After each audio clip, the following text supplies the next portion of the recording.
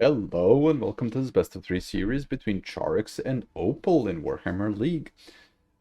Be sure to like and subscribe for more games and let's get into it. So we have a classic matchup.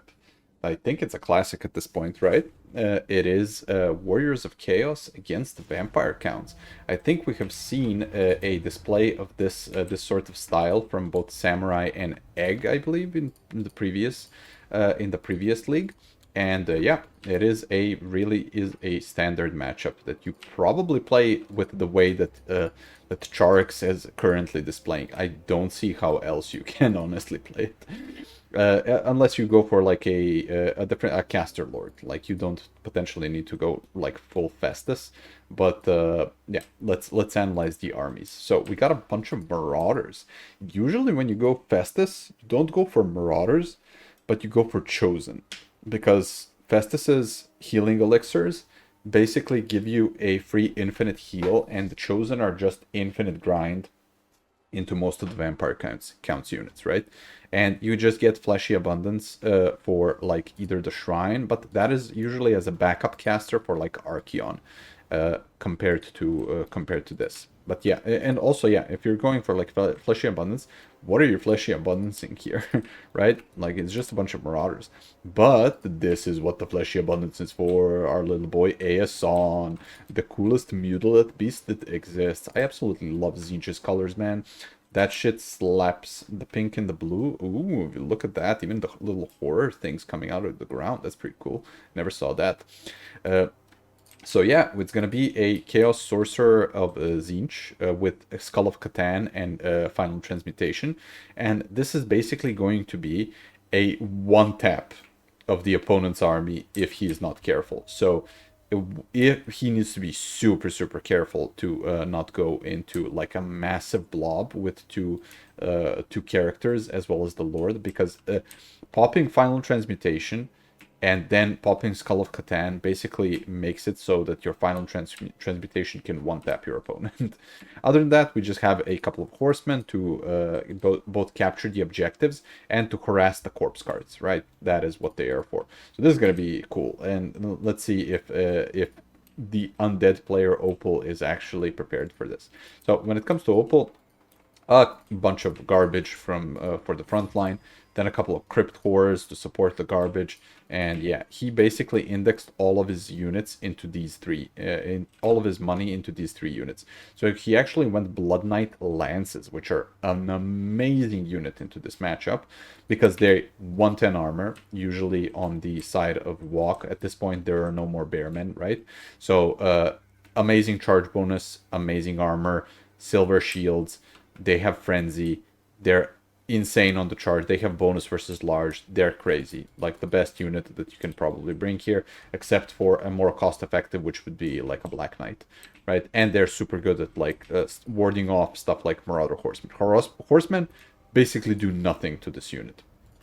And just a shitty Necromancer with Raise Dead and Invocation to heal the horses. This is a very good army from Opal. I didn't know that he much plays counts. This is also a very good play from Opal. Like he gets the Crypt Horrors to go a bit back, and so that nothing can actually hit the so that they basically don't take as much damage from the horsemen trying to poke them.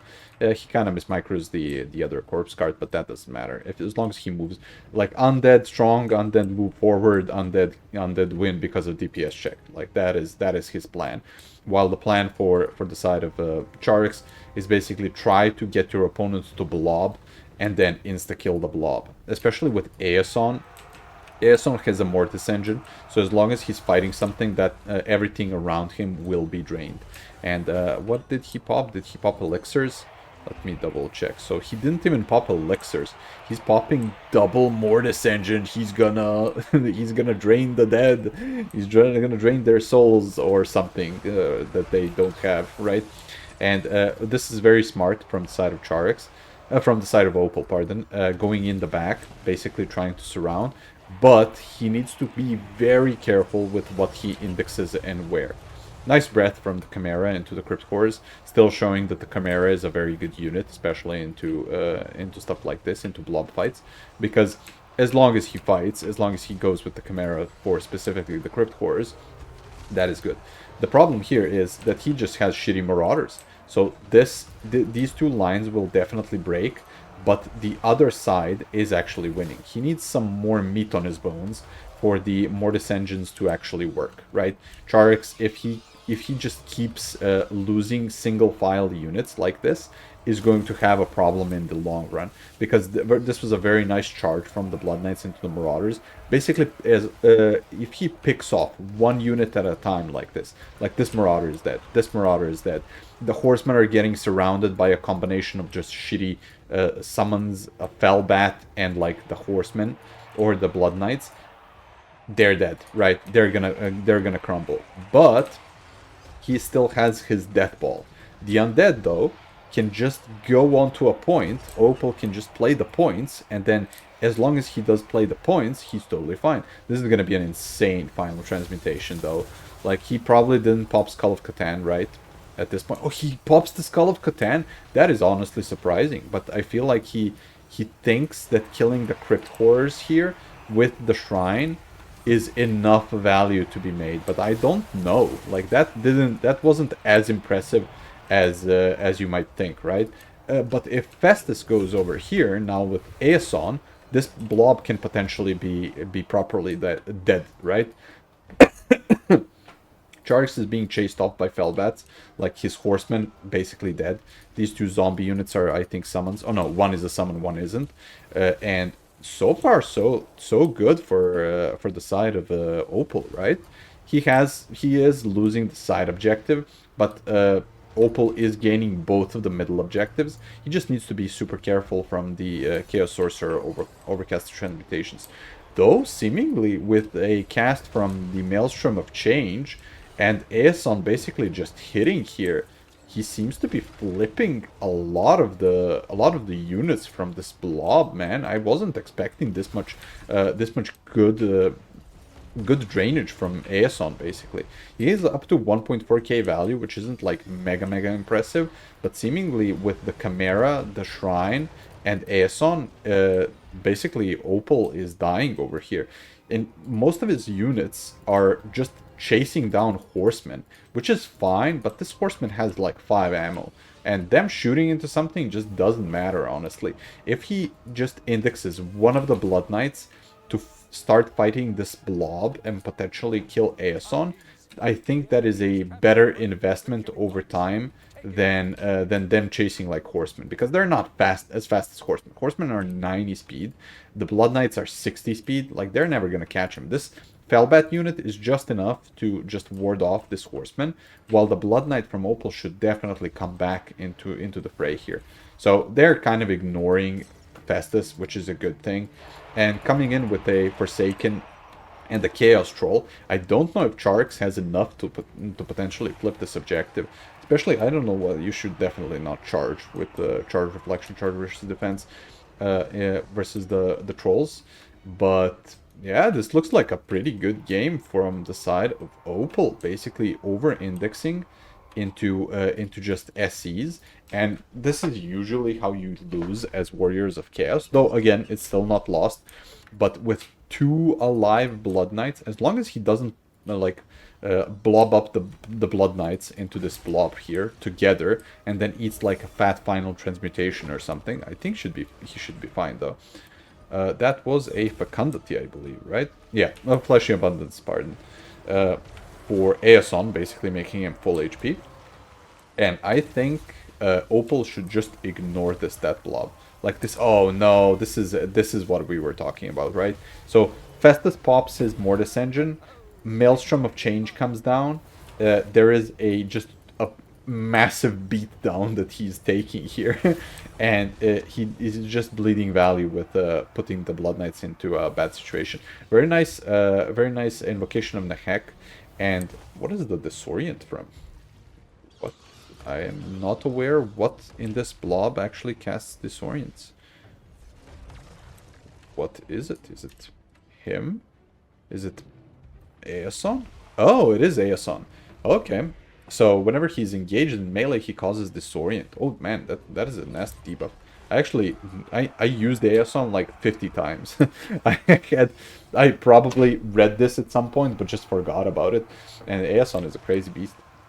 On the backside, this is what he should be doing, right?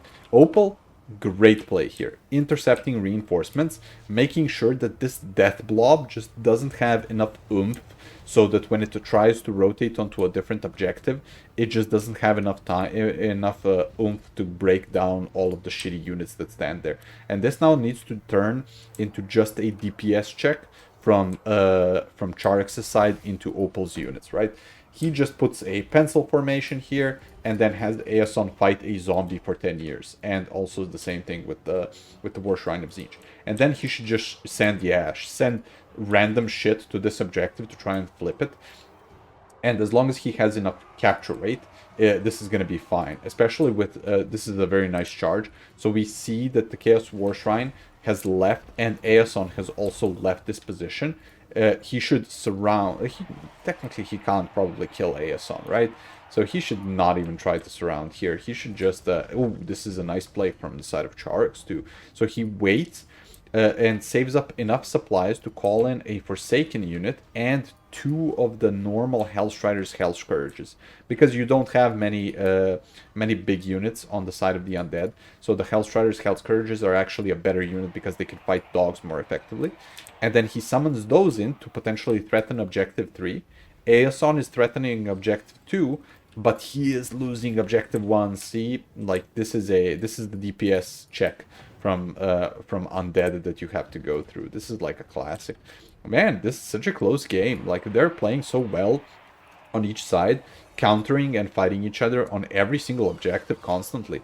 Ooh, nasty charge from the Hellstriders into the Dire Pack. Dire Pack, he basically cycle charged with 2 of the Hellstriders into the Dire Pack and actually got them to go into crumbling now. That is very good. Blood Knights, though, if they catch these Hellstriders, that is totally worth it, because 1 Dire Pack unit for 2 Hellstriders is totally fine from the side of Opal.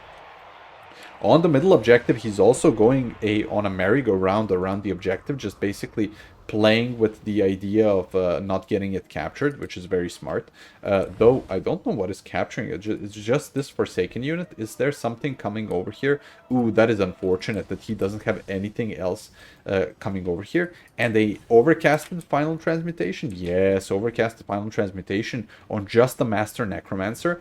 If he dies, like, that isn't a too big of a deal type of thing, but everything else will start crumbling so that a lot of the units can potentially be easily killed by just a Aeson charge or put into like mass crumbling from Festus, etc.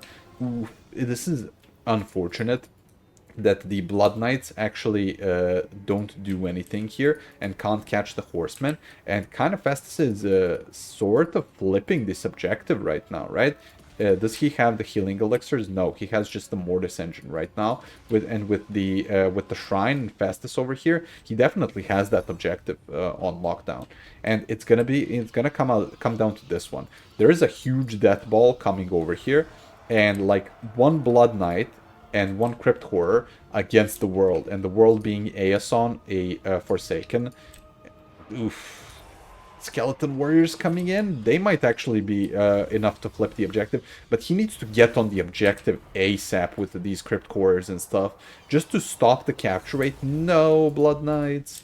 Blood Knights need to be on the objective. Also, Skeletons coming in, and Czarix flips the objective, I think. Yes, he flips it. He's now in a triple cap situation, and if we look at the battlefield, there's nothing from Opal actually coming into the other objectives. And Czarix actually has this game in the bag, it seems. Because what is going to threaten these 2 objectives? He is in a triple cap situation. He basically needed to capture all 3 for just a second, so he puts himself out of the triple cap situation. And even if the undead capture this, he then has 350 seconds to capture it back. And will he win on a 2 cap is the question. So 200 plus 500, 700. Yeah, he won't still win on a 2 cap, but he has infinity time to grind on one place compared to previously grinding on like 3 places right now, right? So he now has 3 horsemen basically being able to intercept stuff here. He still has Aeson going to grind here. He just has a bunch of marauders and stuff coming in for himself. And if Festus tries to make it over here at some point, it is also going to be a great, great thing for him. Especially with the Shrine.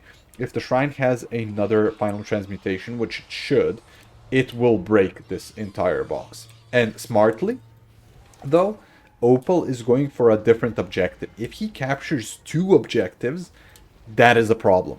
Because him having 2 objectives to play with gives him more time to just grind it out on one. So him moving the zombies onto this objective is going to be a very good thing for him. Though, now a small problem arises with these 3 horsemen. If they live versus the Dire Pack, and the Dire Pack doesn't kill them, they will be able to capture this objective again. And there are still Marauders and Aeson coming in. Blood Knights are basically dead. Crypt Ghoul is almost in crumbling mode. And Czarix, I think, has this objective on lockdown. Though, again, ooh, no, I don't know who's gonna win this specifically. Man, it's so close. Like, Opal is then flipping the objective 2. There is no play for objective 1. But will Czarix be able to both flip and hold? Whenever you go into these types of situations where you have to stand on the objective, you start, especially with horsemen, you start really losing them. And this is such a nice play, just having one Fellbat escort 2 of the horsemen off the battlefield. But it seems that he has enough to flip this one. Though, the middle, he keeps it. He keeps it with just a Hellstrider. There's too much crumbling. These are just shitty zombies. Nobody cares about them. Oh no. Czarix has the triple cap again. And him going triple cap now is putting Opal in a position where he needs to double cap to win. Such a close game. Oh no, he's going for the Necromancer to go on to the point. This is smart play, but he's being targeted by the Hellstriders and also a final transmutation being cast on him. He's super dead here, and that will put all of the other units also into crumbling mode. And then Czarix is definitely just going to be able to keep everything here. Look at this. Instantly going into crumbling for the Crypt Ghouls and everything else here. And he keeps this objective too. Very nice try, but he doesn't even capture the back objective with the Crypt Ghoul. This is also such a good play from Opal's side, because summoning in the Crypt Ghoul, they have stock, but he didn't even capture the objective. He was like edging it out to capture it and then go for the middle one to support himself. What a close game. This is such a cool matchup also to look at. Man, what a great game. 1400 on Festus, totally fine. He basically paid for himself. Chaos War Shrine did a very nice job with 1700, just going in there and casting the overcasted final transmutations. Marauders just being normal. Horsemen, again, same. This is the carry piece, definitely. Yeah, I was gonna say, like, Aeson being an unkillable beast from start to end of the game is insane. 4.4k, very well played with Aeson. Forsaken just being the standard good carry piece, and then you shit out Hellstriders as much as you can, because they're your main mobility to counter the dogs and the other type of mobility. Trolls basically paying for themselves, and the Chimera was the supporting unit that definitely could. Necromancer, nothing special. Zombies, nobody cares. Blood Knights, Blood Knights, one of them paid for himself. The second one almost. He played so well. Like, Opal microed so well when it comes to these Blood Knights, man. Like, he chased down horsemen. He went for picks on the other Marauders. But that one charge into Aeson and the Blob kind of cost him like half of the unit. Though, again, he got the invocation, got back into combat. The only thing is, I don't know if he should have been chasing that much of the horsemen. He could have definitely used the Blood Knights to chase down, to attack more into the infantry, trying to flip the points. I think that would have helped him more than wasting time on like your 65 speed unit trying to chase something that is like 90 speed. That is definitely something that could have been done differently. Nothing special from any of the other units. There were Chill Geists and like Cairn Rates. He didn't summon in the Hex Rates and the Cairn Rates, basically because the Chaos War Shrine has an item called the Blasphemous Amulet that basically gives everything around it magical attacks. And also Aeson has magic attacks, Mortis Engine is magic, and also Chimera has magic attacks. So basically that's why they didn't come out. Very well played to both players. Such a close series, and Czarix takes it with a 2-0. See you guys in the next series, and be sure to like and subscribe.